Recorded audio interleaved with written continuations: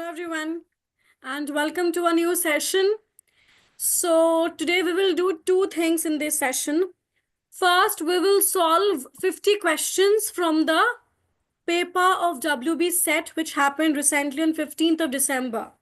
So after solving 50 questions from there, we will move on to some questions from Midnight's Children session, right? So first, let's proceed with the WB set questions, 50 of them today and 50 of them tomorrow. So let's do that first, and then we will proceed with our regular Indian literature questions for Midnight's Children session, right? So I hope that's clear. So let me start by sharing the screen first. Right.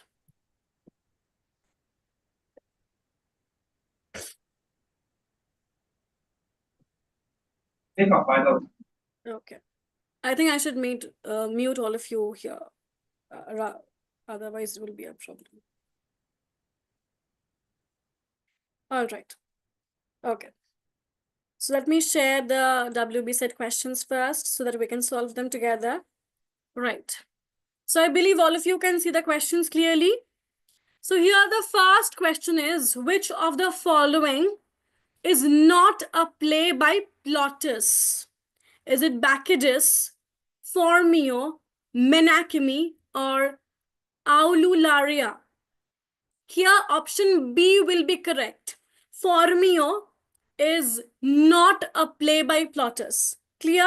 Do look up the plays by Plautus and other comedy writers of the Greco-Roman times. All right. So here answer will be option B.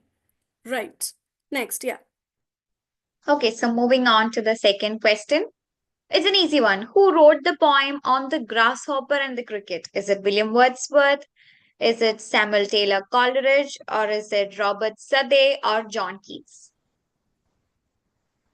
And the answer would be yes, John Keats. John Keats wrote on the grasshopper and the cricket.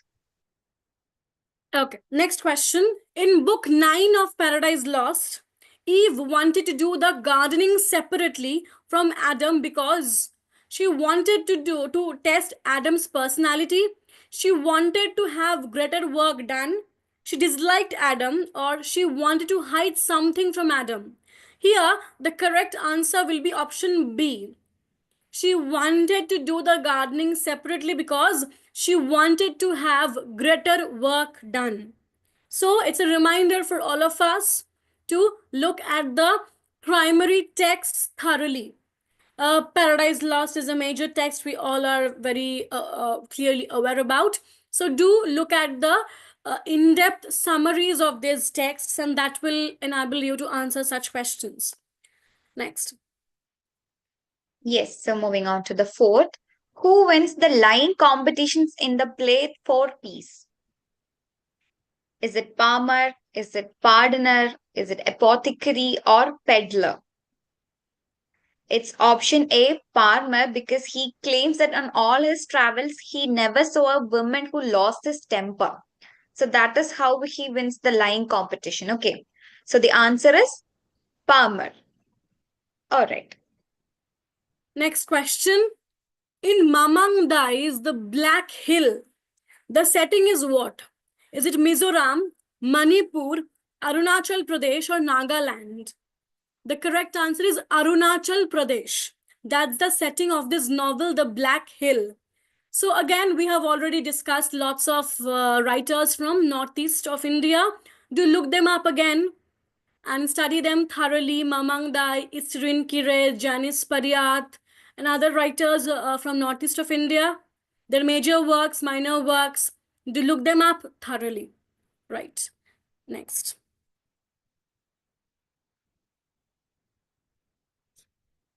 Yes, so moving on to the sixth. In which of the following plays does Shakespeare make Ulysses expound the Elizabethan view of universe? Coriolanus, Troilus and Cressida, Timon of Athens, Julius Caesar. And the answer would be yes, Troilus and Cressida, and this occurs in Ulysses' famous speech in Act 1, Scene 3. Okay, where he discusses the ideas about the order and the degree. Yes, so that is Troilus and Cressida. Next question. In Ars Poetica, Horace favors what? The coinage of new words from Greek, the role of fancy in representation of truth, the use of music in the creation of poetic pleasure, or the use of aphorisms. And here the correct answer will be the role of fancy in representation of truth, because let me give you a tiny explanation. According to Longinus, in On the Sublime, grandiloquent diction or overly inflated and pompous language is an obstacle. No, what am I saying? Wait, I think I messed up the question. Okay. In Ars Poetica, Horace emphasizes the importance of imaginative representation in poetry while remaining truthful to life. He advocates for a balance between creative fancy and authenticity, urging poets to maintain plausibility even in fictional works. So, Ars Poetica of Horace, then works of Virgil, works of Ovid, the Roman classicists, they were. So, do look up the works of the Roman and Greek classical masters, the playwrights of those times, and also the theorists of those times, starting from Sophocles, then Plato, Aristotle. These theorists and scholars and writers from these ancient times are very, very important. So do look them up. Next. Yes, again, we have a question from the ancient writers. Which of the following characteristics, according to Longinus, causes an obstacle in the achievement of sublime? Is it strong passion and emotion? Is it grandiloquent diction? Is it amplification? Or is it both option A and B? It is. It is the answer is grandiloquent diction because it distracts from the genuine intellectual and emotional power. So the grandiloquent diction would be the obstacle to achieve the sublimity. Yes. Which of the following is not true about language? It is dual in character, true. It is a social phenomenon, obviously. It does not have a deep structure, false. It is arbitrary in nature, true. It does have a deep structure, and Noam Chomsky talked about it. Remember, deep structures. So option C is the answer here. That it does not have a deep structure is wrong. That's not true about language. Next. Yes. So the 10th question is which of the following is not a carpe diem poem? So is it Hesperides? Is it two daffodils, fair daffodils, we weep to see? Or is it marvels to his poem mistress? Or is it the flea? It is not a carpe diem poem, okay? So carpe diem poem and carpe diem means seize the day, right? So which is not a carpe diem poem. So the answer would be option D, which is the flea. The flea is not a carpe diem poem. Yeah. The second shepherd's play belongs to which cycle? The Chester cycle, the York cycle, the Coventry cycle, or the Wakefield cycle? So this play belonged to the Wakefield cycle. Again, you know the morality plays, miracle plays, these cycles of plays, interludes are very, very important. So do look up this morality plays, miracle plays, then interludes and the cycles of plays. Very important. Next. Yes. So we will move on to some match in the following questions. Yeah. So when did the gunpowder plot happen? The gunpowder plot. So it's all about the 17th century, you see. So in 1600, we have the foundation of East India Company. In 1605, we have gunpowder plot. In 1611 is the King James Bible. And the first folio of Shakespeare is in 1623. And so when is the second folio? The second folio, if the first folio was in 1623, the second folio was in, yes, 1632. Yes, very good. Okay, so we will move on to the next. Match the playwrights here with the correct plays. So, John Lilly wrote The Woman in the Moon. Thomas Lodge wrote Rosalind, which became the source for Shakespeare's As You Like It. Robert Greene wrote Pandosto again, which is the source for Shakespeare's The Winter's Tale. And Thomas Kidd wrote Arden of Feversham. So we can match easily. A will be 4. So option A is the correct answer. A 4, B 3, C 1 and D 2. John Lilly, The Woman in the Moon. Thomas Lodge, Rosalind. Robert Greene, Pandosto. And Thomas Kidd wrote Arden of Feversham. Next. Okay. Next question. Who among the following wrote Alton Locke? The options are Charles Kingsley, Benjamin Disraeli, Charlotte Bronte, Mrs. Gaskell. And the answer here will be option A. Yes, option A, Charles Kingsley. And it is an 1850 novel that is relations to the Chartist movement. So the Chartist movement means it advocated a lot for the political rights of the working class. So that is the Chartist movement. So Alton Locke has a lot of relations to this Chartist movement. So keep an out of that and study on, read a lot on Charles Kingsley. Okay.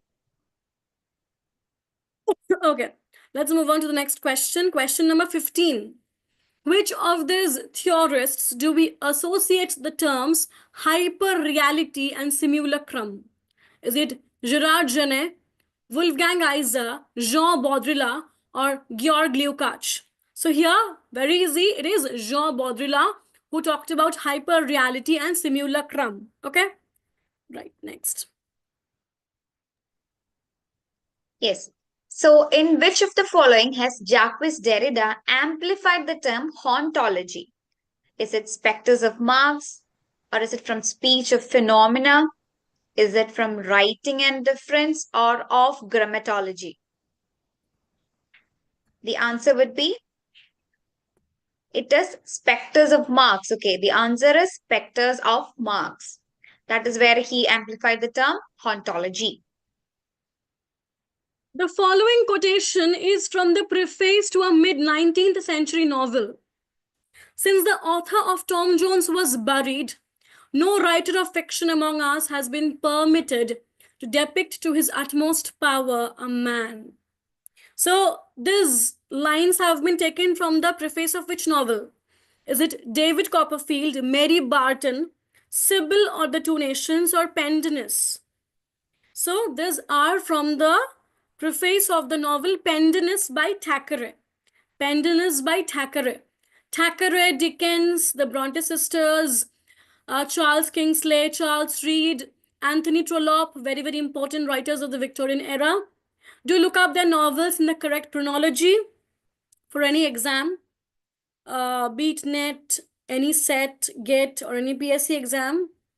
So do look up these writers in the correct chronology, right? Be very careful about the major and minor characters, the settings of the novels, the overarching themes, the thematic structure, right?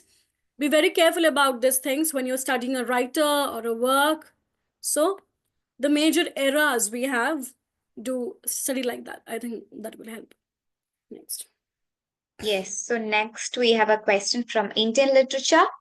The Gypsy Goddess is the first novel written by one of the following Indian poets in English. Identify the poet. Is it Meena Alexander? Is it Meena Kandasamy? Jayant Mahapatra? Or is it Vinita Agrawal? The answer is Meena Kandasamy. It is Meena Kandasamy's 2014 novel and it is based on a 1968 massacre. Okay. Gypsy Goddess is the novel. Across the Black Waters and The Sword and the Sickle are the last two parts of a trilogy authored by Mulk Raj Anand. Which one of the following is the first one? Is it Two Leaves and a Bud, Untouchable, The Village, or The Big Heart? It is The Village. That's the trilogy. The Village, Across the Black Waters, and The Sword and the Sickle. So again, it's a reminder, study the big three writers of Indian fiction, Mulk Raj Anand, R.K. Narayan, and Raja Rao. Very, very important. Okay, next. So, moving on to the 20th question. Which of the following theorists is one of the main exponents of psychogeography? So psychogeography means it's how physical and environment, how it affects your physique, your physical being, like your physical, emotional and mental well-being, and how it can be affected through environment. So that is what you call it psychogeography. So the options are: is it Guy Debord, or is it Jean-Luc Nancy, or is it Ludwig Wies, or Francis Barker? Psychogeography, how the physical environment affects people's emotions and behavior. The answer is Guy Debord. Okay. Option A, Guy Debord. Charles Dickens dedicated Hard Times to whom? Queen Victoria, Thomas Carlyle, Thomas Babington Macaulay, or William Makepeace Thackeray. So we all know this novel Hard Times was published in 1854. Hard Times or For This Times. And this novel reacted against the utilitarianism of this time. And since Thomas Carlyle was also against this movement of utilitarianism, so that's why Dickens had dedicated this novel to Carlyle. Right? Hard Times or For This Times, 1854. It reacted against utilitarianism, and Carlyle was also against that movement, and hence it was dedicated to Carlyle. Right. Next. Yes, so moving on to the next question. So it's a match the following question. So you have to match the characters with the text. So we have Mr. Sengupta, Adam Aziz, Raza Haider, and Maximilian Ophelis. So by looking at it, we can understand that these are works of whom? Who wrote these works? Shame, Shalimar the Clown, Heron and the Sea Stories, Midnight's Children. These are all works by Yes Salman Rushdie. So we know that this is Rushdie's work. So where do you find Mr. Sengupta? Mr. Sengupta. It's from Heron and the Sea Stories. Heron and the Sea Stories. So Adam Aziz, everybody knows. It's from the very famous Midnight's Children. So Adam Aziz is from Midnight's Children. And Raza Haider comes in the novel Shame. And the last one is Maximilian Ophelis. That's from Shalimar the Clown. Okay. So I'll repeat that again. Mr. Sengupta is in Heron and the Seas. Adam Aziz from Midnight's Children. Raza Haider from Shame. And Maximilian Ophelis from Shalimar the Clown. Who among the following is not an Indian graphic novelist? Sarnath Banerjee, Kiran Nagarkar, Samit Basu, or Debasmita Dasgupta? So we have already discussed about Sarnath Banerjee, Samit Basu, and Debasmita Dasgupta in our current updates sessions, where we have talked about these graphic novelists and their works. But Kiran Nagarkar is obviously not a graphic novelist. He writes novels, but normal novels. The normal novels we read, like words and all. So nothing graphic about them. So Kiran Nagarkar here is the correct answer. Next. Okay, moving on to the next. It's an assertion reason question. So the assertion is the phrase egotistical subline indicates the failure to create characters and incidents that fall outside the author's personal experience. So that is our assertion, and the reason statement is the reason that egotistical subline is applied to Wordsworth is because Wordsworth adhered to Longinus' theories of sublime. So, did Wordsworth adhere to Longinus' theories of sublime? Did he? Or is that the reason why egotistical sublime is added to it? Yeah, so option A is correct, and the assertion is right, and the reason is incorrect. So, who coined the term egotistical sublime? who coined this term called egotistical sublime? Yeah, it was by John Keats. So, John Keats coined this term called egotistical sublime to describe Wordsworth's poetry. And it was, so we find this particular term in one of his 1818 letter that he wrote to Richard Woodhouse. So, we find this particular term in a letter to Richard Woodhouse that was written in 1880. Okay, so moving on to the next. 20th century critics have approached romantic poetry from a variety of theoretical perspectives. Match the critiques in list 1 with the theoretical standpoints. So, Nicholas Rowe, Jonathan Bett, Paul the Man, and Cleanth Brooks. Right? So let me first point out the answer here, then it will be easy for us to match. So here it is question number 25. 25 will be option C. A3. Nicholas Rowe from New Historicism. Then B4. Jonathan Bett from Eco-Criticism. Then Paul the Man from Postmodernism and Cleanth Brooks from New Criticism. So option C is the correct answer. Next. Okay, so moving on to the next, we have a question from Dryden. Which character in Dryden's An Essay of Romantic Poesy analyzes the characteristics of heroic tragedy with special reference to the siege of Rhodes? So, is it Critus? Is it Eugenius? Is it Lycidius or Neander? The answer would be Lycidius. Lycidius is the answer. So, Lycidius argues for the superiority of French drama. And Lycidius is the mouthpiece of Sir Charles Sedley. And Eugenius will be Sir Charles Sackwell. Critus is Sir Robert Howard. And Neander, of course, as we all know, is Dryden. Okay, moving on. Das Unheimlich is a term used by whom? Sigmund Freud, Edmund Burke, Erich Homburger Erikson, or Goethe. So this means the uncanny. Das Unheimlich means the uncanny. And it was Sigmund Freud who used this term, or the phrase also we can say, the uncanny. It's by Freud. Option A. Next.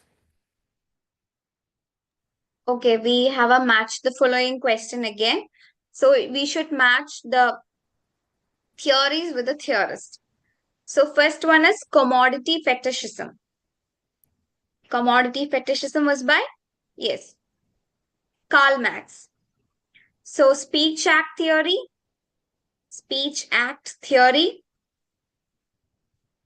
J.L. Austin. Speech act theory is by J.L. Austin. Language games by Jean Francis Lyotard. And Capsis is by Sigmund Freud.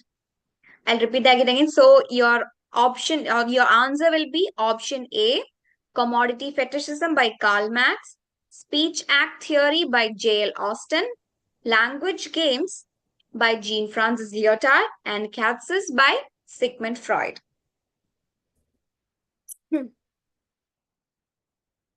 Match these American authors in list 1 to the American literary movements in list 2 to which they belong.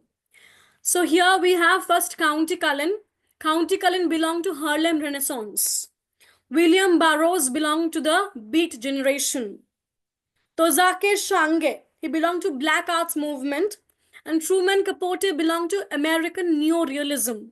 So A3, B4, then C1 and D2. So option D will be the correct answer. County Cullen, Harlem Renaissance, William Burroughs, the Beat generation, Tozake Shange, Black Arts movement, and Truman Capote, American Neorealism. Right, next. Okay, so moving on to the next. The study of poetry, in Study of Poetry by Matthew Arnold, claims for the poets The idea is the fact. So, what does he mean by this? So, is it the poet does not care to be factual? Or is it the poet confuses fact and fiction? The poet is full of ideas? Or the poet values poetic truth more than the empirical truth? Yes, the option is option D. The poet values poetic truth more than the empirical truth. Which British author did Bakhtin praise for his superb rendering of dialogism and heteroglossia? So it was Dickens who was praised by Mikhail Bakhtin for his use of dialogism and heteroglossia, because uh, if you have read novels of Dickens, you get to see a plethora of characters, many characters from various walks of life, and they are all are the speakers as well. They are all talking, they're all exchanging their dialogues. So that's why Bakhtin has praised this rendering of dialogism and heteroglossia, that is, this use of multiple voices in the novels of Dickens. So do look up Bakhtin. Bakhtin is a very important theorist, and he has made immense contributions to the reading of the novel. Next. Okay, so moving on to the next question. Who initiated the movement known as nativism that opposed the use of English as a literary language in India? Is it Birbal Sakni? Is it Balachandra Nemade? Is it C.D. Narasimhaya? Or is it Nirala? Or Surya Kumar Tripathi? The answer is Balachandra Nimade, and he says that every place has its own code of land. If the code is not felt in our intellectual activities, our literary activities will be of no consequence. So, according to him, that is nativism. Yeah, the stronghold of the opposition against using English language. Yes. Many native speakers of Bengali and Hindi often pepper their English with Bengali or Hindi words. One might say that they speak what can be called Benglish or Hinglish. So, what is the correct description of such terms? Compound words, hybridization, back formation, or double codification? So, it is obviously hybridization, where we mix Bengali and English words, or often Hindi and Bengali, or Hindi and English, right? So, that's what we call hybridization. There is a hybridity in our use of language, right? So, option B, hybridization, is the correct answer. Next.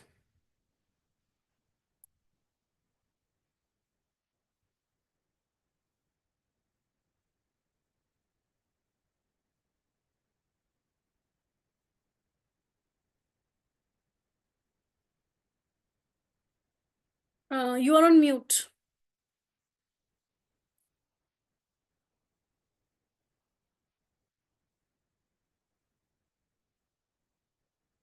Anagha, you are on mute. Oh, I'm sorry, guys.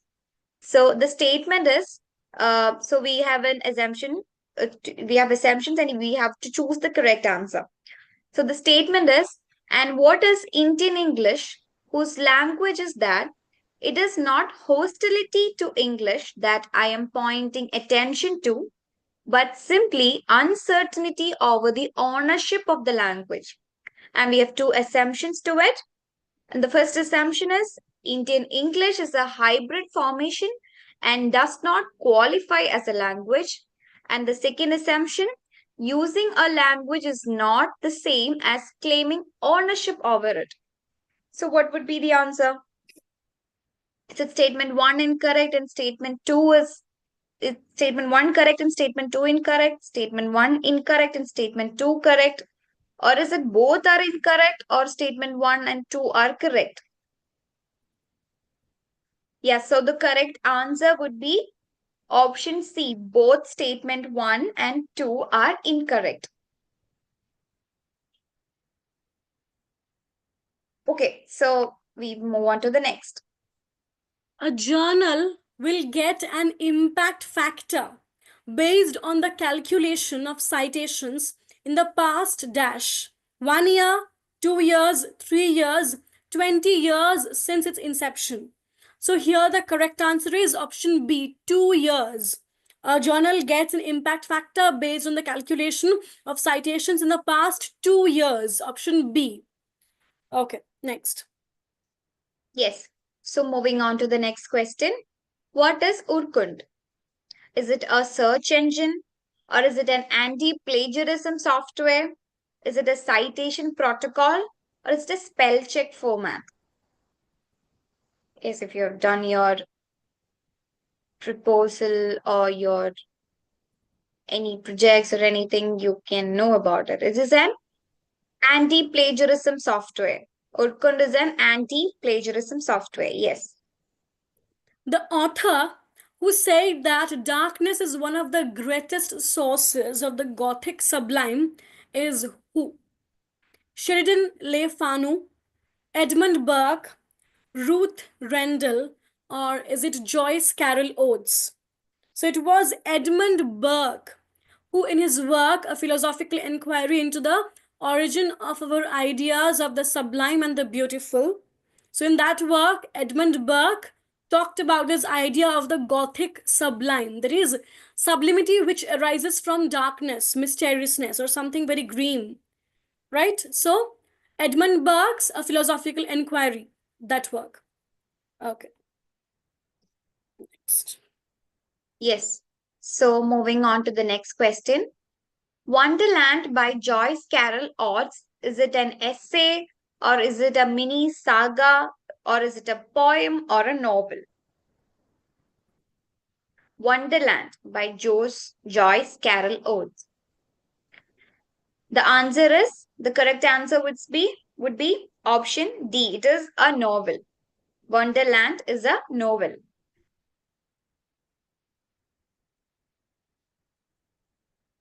The bulk of British neo historical fiction written in the 28th century revisits which period from the past?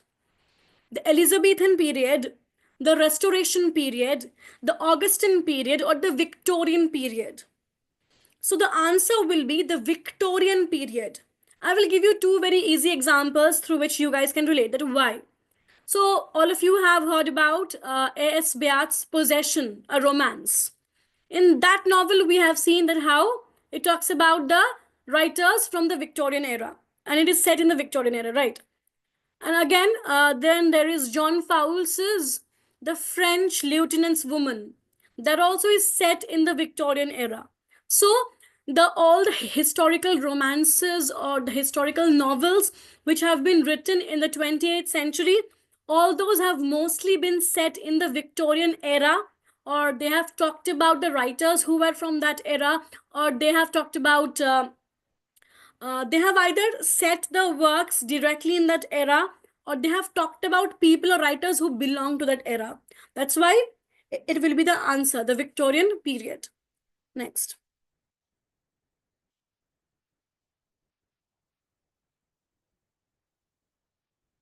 You are on mute.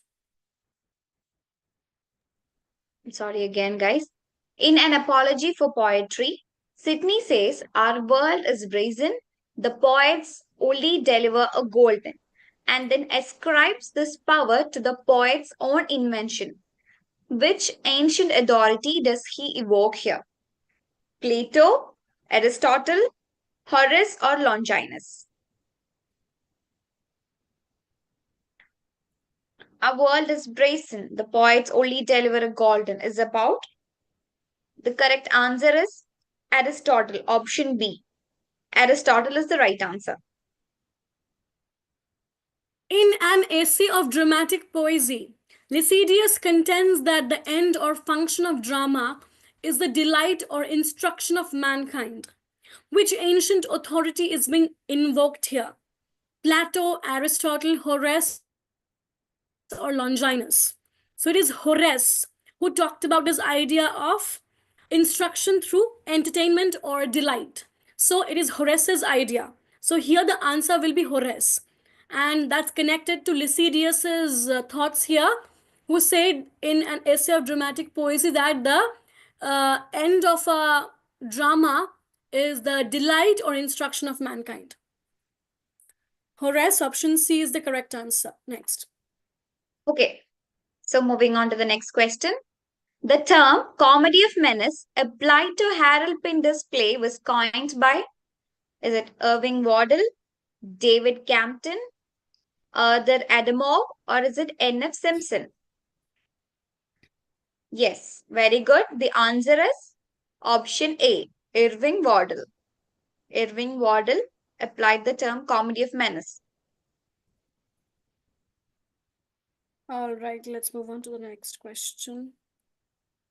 Which of the following is not unethical research conduct? Plagiarism, obviously it's unethical. Falsification of data, again it's wrong. You shouldn't do that. Hypothesis, it is not unethical. We are free to make our working hypothesis when we start our research, and the purpose of research is to prove that correct. So, fabrication of proof is also wrong. We shouldn't be doing that. We shouldn't use any wrong proof for our research. But option C is not unethical at all. It's very much ethical because our research itself starts with the formation of a working hypothesis, and our research, this process is about proving that correct. So hypothesis making is not unethical at all. Option C is the answer. Right. Next. Okay, so moving on to the next question. Which novel by Virginia Woolf was published in 1922? Jacob's Room, The Waves, Mrs. Dalloway, To the Lighthouse. Yes, so 1922 was a very important year in literary history. We've got a few important works published in that year. So Virginia Woolf's work is Jacob's Room. Yes. So what else was published in 1922? T.S. Eliot's Wasteland. Joyce Ulysses was also published in the same year. Okay. Yes. Which Indian novelist was enlisted in the Spanish Civil War as a soldier? Arun Joshi, Mulk Raj Anand, Bhabani Bhattacharya, or Raja Rao? So it was Mulk Raj Anand. Option B. Mulk Raj Anand had enlisted himself as a soldier in the Spanish Civil War. Right, next. Okay. So question number 46. What is the name of the fictional character, the genial and outspoken host of the Tabard Inn, who accompanies the group of pilgrims to Canterbury in Geoffrey Chaucer's The Canterbury Tales? Yeah, we all know the answer, right? So the options are Harry Smith, Toby Smith, Harry Bailey, or Eric Bailey. The answer is option C, Harry Bailey. Yes. Which essay by R.K. Narayan deals with the status of English in India before and after independence? 15 years to a Hindi enthusiast, bridegroom bargains, or horses and others. So it is the essay 15 years. In the essay 15 years, R.K. Narayan talks about the status of English in India both before and after independence. Option A is the correct answer. Next. Okay, question number 48. In Jane Austen's novel, in which of Jane Austen's novel does Edward Said's culture and imperialism find the links between domestic prosperity and overseas plantation? Is it Emma or Persuasion, Sense and Sensibility, or Mansfield Park? We have the same thing in our textbooks, guys. So if you read it, you must know it for sure. The answer is option D, Mansfield Park. Yes. So look up Jane Austen's and also look up all the prominent novels in the Victorian age also. The term magic realism was introduced by whom? Franz Roh, Jean Arp, Peter Behrens, or Hannah Arendt? It was Franz Roh. Option A is the correct answer. Franz Roh had introduced the term magic realism. Last question for today, question 50. Yes. Yes. So question 50 is Kashua Iriguru got inspired from a song to complete his novel The Remains of the Day. So the name of the singer is it Bruce Springsteen, Tom Waits, or is it Bob Dylan or Nina Simone? The answer is yes, option C, Bob Dylan. He was inspired by Bob Dylan. Yes, so that brings us to the end of the questions. And now we will do some questions from Midnight's Children.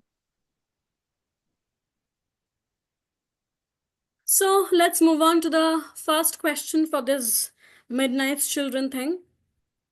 All right. So this is the first question for this Midnight's Children. Smriti is a class of Hindu sacred literature that includes texts based on what? Orality, hearing, memory, or tactility. Smriti means Sriti. It is literature based on human memory. Smriti literature. It is literature produced from our memory. Right? So, memory is the answer. Next. Okay, so moving on to the next question. Untouchables, my family's triumphant journey out of the caste system in modern India is a work by Untouchables. Yes, the answer is Narendra Jadhav. Yes, the answer is Narendra Jadhav.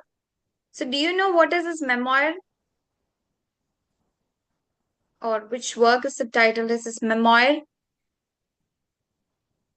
Outcast. Yes, very good. The answer is Outcast. Okay, so let's move on to the next. Bama, also known as Bama Faustina Susairaj, is a Tamil Dalit feminist, teacher, and novelist.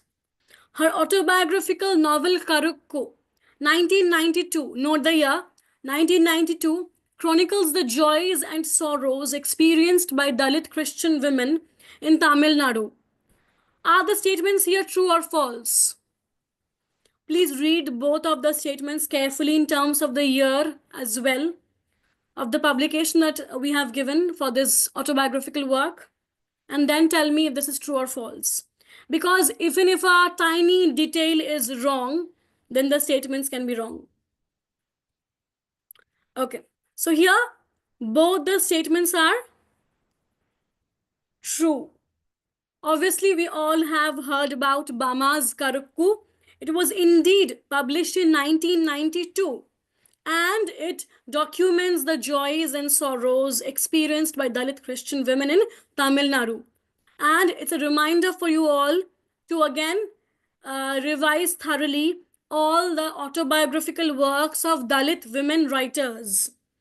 Please brush up the autobiographical works by Dalit women writers, starting from Urmila Pawar's The Weave of My Life, then Bama's Karukku, and all the works, the years. Please brush those things up. Right, next. Yes, so moving on to the next question. The Prisons We Broke by Dash provides a graphic insight into the oppressive caste and patriarchal tenets of the Indian society, but nowhere does the writing descend to self pity. With verb and color of narrative brings to life, among other things, the festivals, rituals, marriages, snot-nosed children, hard lives, and hardy women of Mahar community. Yes, it's flooding with answers. Very good it is. Baby Complaint. The answer is Baby Complaint. So guys, now tell me who wrote On Being an Ant Amongst the Elephant. Now tell me who wrote On Being an Ant Amongst the Elephants. Yes, it is the famous work of Sujata Gidla. Sujata Gidla. Yes. So can you tell me which is the autobiography of Urmila Power? We just talked about it just now. The autobiography of Urmila Power is, yeah, The Weave of My Life, a Dalit woman's memoirs. The Weave of My Life, a Dalit woman's memoirs. Yes. So, with that, we will move on to the next question. Last Man in Tower is a dash novel by Indian writer Aravind Adiga. This novel was published in which year? 2005, 2007, 2011, or 2013? Last Man in Tower was published in which year? 2011. Last Man in Tower by Adiga was published in 2011. When was The White Tiger published?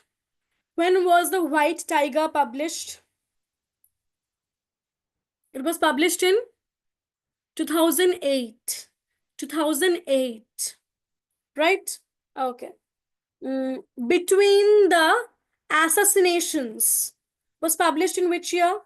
Between the Assassinations. It's a collection of short stories. It's a collection of short stories. It was also published in 2008. It was also published in 2008. It's a collection of short stories by Adiga. Do look up Adiga. Then Amnesty. Amnesty also is an important work by Adiga. Amnesty. Right? Amnesty is also important. Okay, so before we proceed, let me give you all a reminder to join our Speak English classes if you haven't joined yet, to gain lovely fluency in your speaking and to also gain confidence when you speak in front of others. So our new batch started from 17th December, right? So here we will do fun activities to boost your fluency, and individual attention will be given to each and every student out there, and also practical tips will be given so that you can easily interact with the people out there when you speak with them, when you just on a daily basis, when you interact with strangers or in a classroom setting or whatever. So you can join our session, right? It will be in online mode, obviously. You will get sessions for 3 days in a week, right? And the classes will be from 8 to 9 p.m. And the fees is 1000 per month, right? So we have limited seats here for this course. So do hurry and join. And we have also numbers on the screen where you can contact if you have any further queries regarding this particular course. Right. Next. Okay, so moving on to the next question. Murder in Mahim, the novel by Dash, has been adapted to a web series of the same name. Is it Bowman Desai, Jerry Pinto, Sarus Kowalski, or is it none of the above? So the answer is yes, very good, Jerry Pinto. Jerry Pinto is the answer. Okay, so guys, now tell me who wrote The Memory of Elephants, Servant, Master, Mistress? These are works by written by whom? Bowman Desai. Yes, very good. Bowman Desai. So now tell me which is that work by Jerry Pinto that focuses on a Goan Catholic community. A work by Jerry Pinto that focuses on a Goan Catholic community. M and the Big Whom. Yes, M and the Big Whom is the work. Very good. Okay. Now tell me, who wrote these works? So Many Freedoms, My Dear Maura, The Assistant Professor. Who wrote these works? So Many Freedoms, My Dear Maura, The Assistant Professor. These are works written by, yes, Saros Kowalski. Saros Kowalski. Okay. So with that, we'll move on to the next question.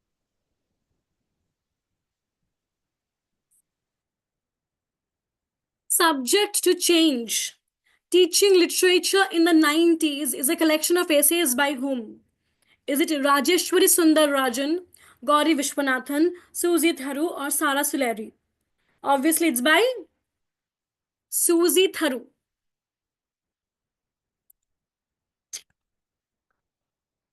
Susie Tharu wrote this collection of essays, Subject to Change, Teaching Literature in the 90s.